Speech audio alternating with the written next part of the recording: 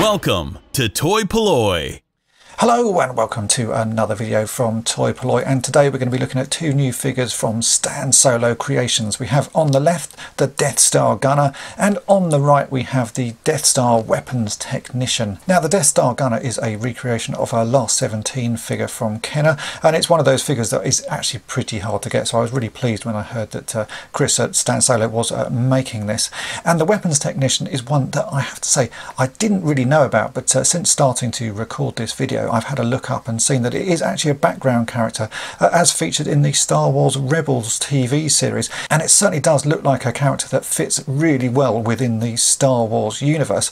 So let's take a closer look at both figures and I'll show you what they're like, and I'll be comparing the Death Star Gunner from Stan Solo with a vintage original Death Star Gunner so you can see how well it stands up. So first up we have the Death Star Gunner, which as I say is a recreation of the vintage last 17 figure. Now this is, again, as with all of Chris's work, a really nice recreation of that figure. This is one of the hardest figures I've sort of found to get into my collection. The vintage original one that I have here on the left took me many years to find, and I almost never see them. So when Chris said that he was doing them, I was really pleased because I wanted to get a few sort of these for my Imperial army setup, and I've never managed to find one. So now there is actually sort of an affordable version that I can go for. As you can see, Chris has managed to get pretty much all the details absolutely spot on this figure. It really does look like the vintage one. It comes with a tiny little layer Endor blaster, this tiny little blast here, which is probably one of the most commonly ones lost just because it is so incredibly small and so incredibly hard to find. I'm often losing these ones, so you get one of those with it, and this is the figure. So you can see it has the Imperial logos on the shoulder, a little bit of red detailing there on the face, and a bit of silver on the belt. If we turn it over, you can see where it should have the date stamp on the back. That has been replaced by a little mark that says SS to stand for Stan Solo, and it basically is a very good copy of the vintage figure. In fact, I will bring in, this is my vintage one here, and I've been trying to sort of see what differences there are between the two, and I'm going to say the only sort of difference I can see, apart from the paint rubs on my original one here, is that the helmet is possibly a tad thinner on Chris's version than on the vintage one, but really it is a minute amount smaller. You can see also there's a bit of a shine on my vintage one here, but I think that's just from play where it's been sort of worn down. I'm sure actually if you played with this one you could get that to shine up just the same. So as you can see, it really is a very close recreation of that figure. I'll show you the original date stamp there on my vintage one, which says LFL 1984, so you can see that's what the original one should look like, and there's Chris's recreation next to it. It is a really very nice figure. I've been reviewing Chris's figures for a few years now, and each time I get a new one it's so hard to spot how he has done it. I think he really goes to town on getting these as close as he possibly can, so great work again on that one, and it's nice to actually be able to have a spare here to add to my Imperial army, so I might end up buying a few more of these as time goes by.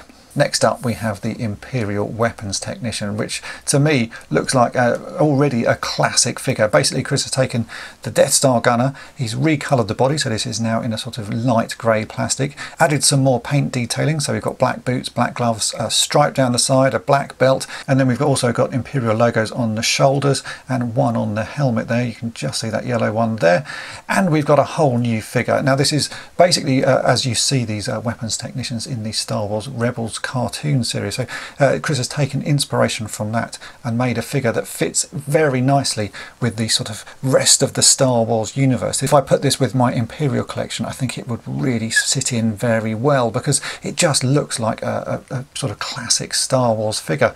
I like the fact that Chris does this, taking figures that he's already got the molds for and making new things from it. He's done this quite a lot with the astromech droids and the protocol droids. Basically I think Kenner should have done this sort of thing back in the day. They could have easily expanded the amount of figures that for people to collect just by doing different versions like this, and it wouldn't have cost them a great deal to do.